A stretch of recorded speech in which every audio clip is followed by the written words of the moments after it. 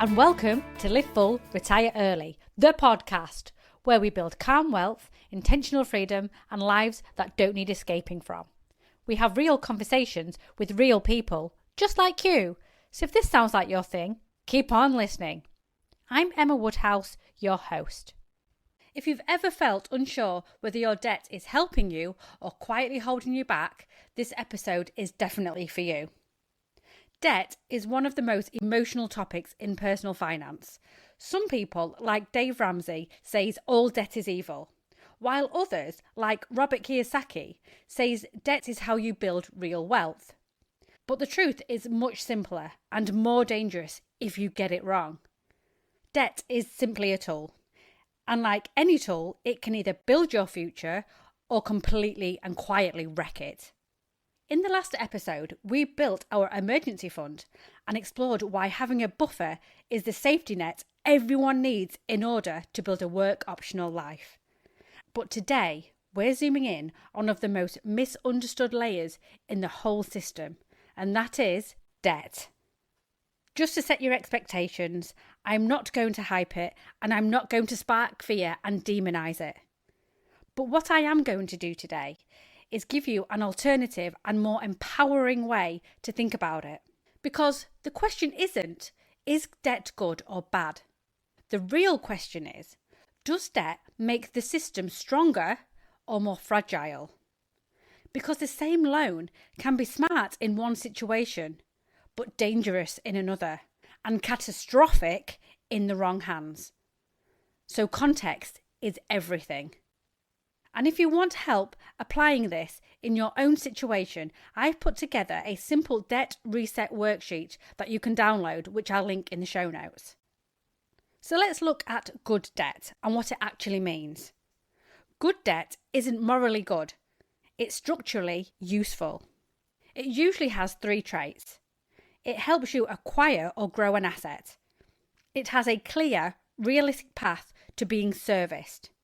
And it improves your long-term position and not just your short-term comfort. The classic examples are a mortgage on a rental property that cash flows, borrowing to grow a business with real demand, and investing in skills that materially increase your earning power. And this is what people mean by leverage. It's using borrowed money to increase the return on something productive. But here's the part people skip. Leverage magnifies outcomes. It can make good decisions better and bad decisions worse. Here's the thing most people get wrong. Most people don't get into trouble because they use debt.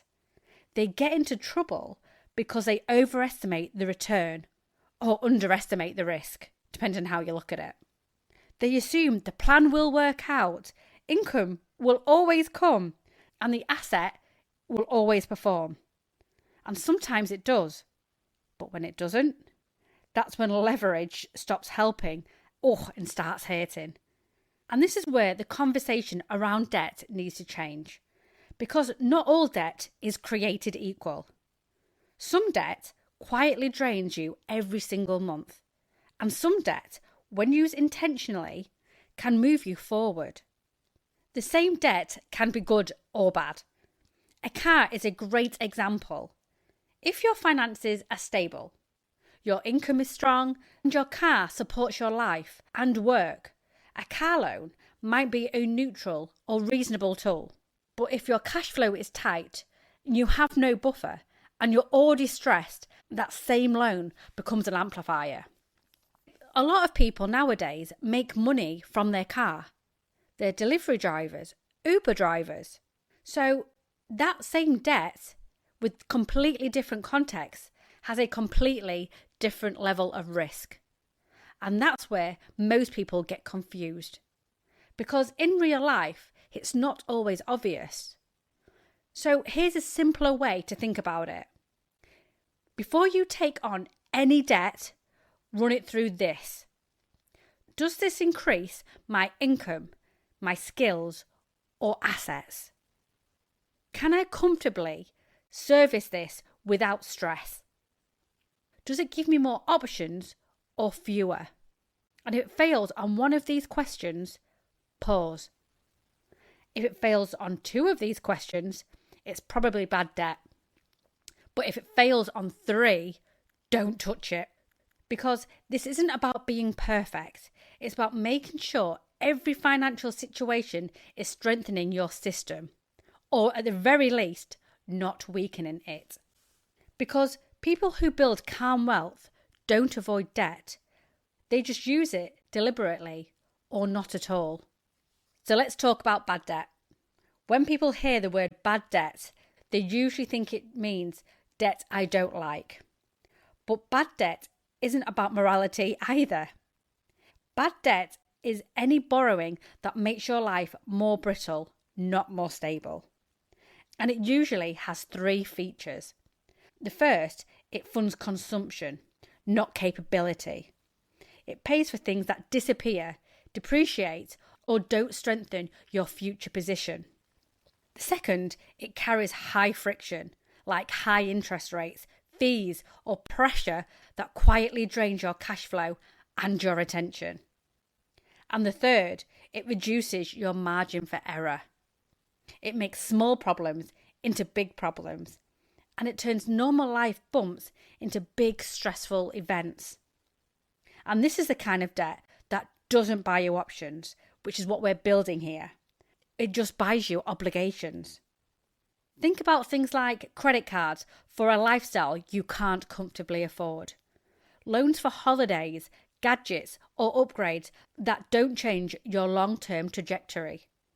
Store cards and buy now, pay later that stretch today and steal from tomorrow. And payday loans, which are basically financial landmines disguised as convenience. I mean, I don't know if they still exist. I know they existed 10 to 15 years ago because people went mad for these, incurring so much debt and disgusting interest rates. So if they are still about, just don't do it. Don't do it. There are better ways. Just no. And remember, none of these make your system stronger. They don't increase your income, and they don't increase your resilience, and they take away any options. They just make your future even more tighter. And we're currently in a cost of living crisis, so taking on more debt should be avoided. So bad debt doesn't usually show up as a disaster. It shows up as subtle background pressure. It provides a little less breathing room, a little more stress around bills, and a little less freedom to say no to things you don't want to do. And over time, pressure compounds. So when we talk about bad debt, what we're really talking about is this. Any borrowing that makes your life more fragile instead of more stable. There's a boring truth about the real world that doesn't neatly fit into all debt is bad, or all debt is the secret to wealth. Your financial life doesn't just run on money, it also runs on trust. In modern systems, that trust is often measured through your credit history. But here's the uncomfortable part. Never using credit at all can limit your options just as much as using it badly. I know, right? Lenders don't tend to look at how much you earn. Yes, they do, but they look for evidence that you can handle obligations consistently over time. Here's a great example of this. In my late teens, early 20s, I tried opening a joint bank account with my then boyfriend, but I was rejected. Not because I was reckless, and not because I was bad with money, but because I had almost no credit history. I was seen as a risk. I hadn't proved anything. I hadn't proved I could borrow and repay responsibly. So from the bank's point of view, I wasn't low risk. I was just an unknown risk. That's how the system works, whether we like it or not. Used carefully, credit isn't just a way to borrow money. It's a reputation tool. It's a way to show the financial system, I do what I say and I say what I do. I meet my commitments. I'm predictable. Now, that doesn't mean you should go and borrow money for the sake of it. Don't do that. But it means if you do use credit, you want to use it deliberately boringly, and in a way that strengthens your position and not weakens it. So things like a credit card you use for normal budgeted spending and pay off in full at the end of every month. A small, manageable commitment that builds a track record. Payments that are automatic and unremarkable. That kind of usage doesn't build stress. It builds credibility. So the real goal isn't no credit ever, and it's definitely not use credit for everything.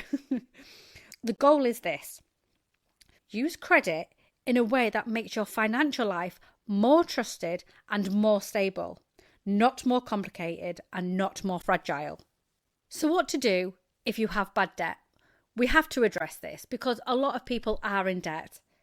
If you're sitting there thinking, okay, this is me, I have debt, I failed, woe is me. I want to clearly say this. This isn't about shame. This is about getting your system back on your side. Bad debt doesn't mean you failed. It usually means you were solving a short-term problem with tools that you had at the time. Now we can just change those tools. So the goal isn't to be perfect. The goal is to reduce drag and increase breathing room. There are two common approaches in the personal finance online world. The first is the snowball method, which is where you pay your debts starting with the smallest balance first, regardless of the interest rate, because those quick wins build momentum and keep you going. Then there's the avalanche method, where you prioritise your highest interest debt first, because it reduces the total cost over time. But then there is actually the hybrid approach, and this is what a lot of people end up doing in practice. This is where you can clear one or two small debts first, go for the quick win. Then, once they've done that, they switch to the highest, more expensive debt. And this can work best for people who need both motivation and optimization. I personally care more about the total interest paid than the emotional quick wins. The real win isn't about getting out of debt. The real win is about building a system that doesn't need debt to survive. Bad debt is just a phase. It doesn't have to be a life sentence. The moment you start reducing friction and increasing stability, you're already winning. Now, instead of trying to hold all of this in your head, I've created a simple debt reset worksheet, what you can download, and it walks you through exactly what you need to do step by step. But if you want to follow along now, here's where to start. Step 1, I want you to write down every debt that you have. I want you to include the balance, the interest rate, and the monthly payment. Don't judge yourself for this.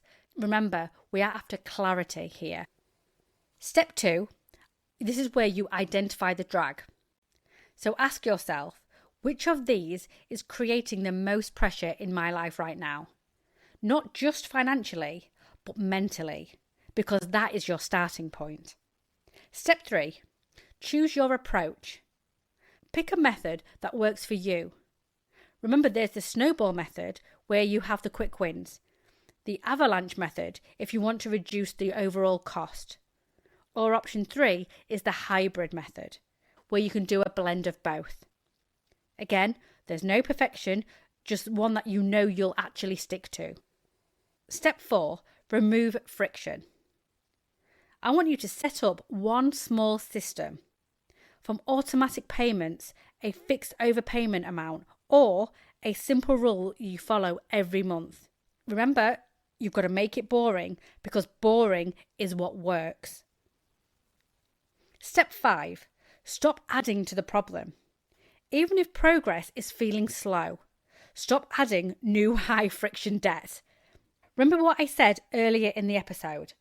Before you take on any new debt, run it through these questions. Does it increase my income, skills, or assets? Can I comfortably serve this without stress? Does it give me more options or fewer options? Remember, you don't need to be perfect. You just need to start reducing pressure and increasing stability, because that's how it begins. Remember, you're not trying to win in one big move. You're just trying to make your system a little stronger this month than it was last month. And this is why debt sits below growth in the wealth stack. If you try and build wealth right on top of high friction debt, you're basically asking your future to run uphill with a weight vest on. Yeah, you can still move forward, but everything costs more effort than it should. And every setback feels heavier than it actually needs to be. The wealth stack isn't about doing everything at once. It's simply about sequence, doing things in the right order. Because first you stabilise your cash flow, then you build a buffer, which we discussed last week, and then you reduce friction, which is where bad debt lives. And only after that do you make growth the main focus. And when you get this order right, something subtle but incredibly powerful happens. Decisions get simpler, and your stress levels start to go down, and progress becomes steadier, and growth stops feeling fragile. So instead of juggling 10 priorities, you're just asking one calm question at a time. What does my system need next? And if you're carrying bad debt now, that doesn't mean you're behind. It just means your current focus is cleaning the system and not forcing growth. And this isn't a step backwards, because this is how you make the next step stick. Because the goal isn't to look like you're building wealth, the goal is to build it in a way that doesn't collapse under pressure. So taking on debt won't make you rich, and it won't automatically make you poor, but it will magnify whatever your system is already running. So the real question isn't, is this good debt or bad debt? The real question is, does this make my life more stable or more fragile? Because calm wealth isn't built on pressure. It's built on stability first and growth second. And if you haven't already, download the Debt Reset Worksheet. It'll take you 10 minutes and give you complete clarity. And it will help you turn this into something you've just listened to into something you've actually done. Because this isn't about consuming more information. It's about building a system that actually works. And that is what I'm trying to help you with every week. If you enjoyed this episode, it would really mean a lot if you took 30 seconds to follow the show and leave a quick review. It's what helps more people discover this and start building their own work optional life. You'll find everything else, including deeper dives and practical tools, over on my Substack, which is linked in the show notes. And as always, strategy beats stress, systems beat willpower, and your future is built on what you do consistently and not occasionally. Until next time.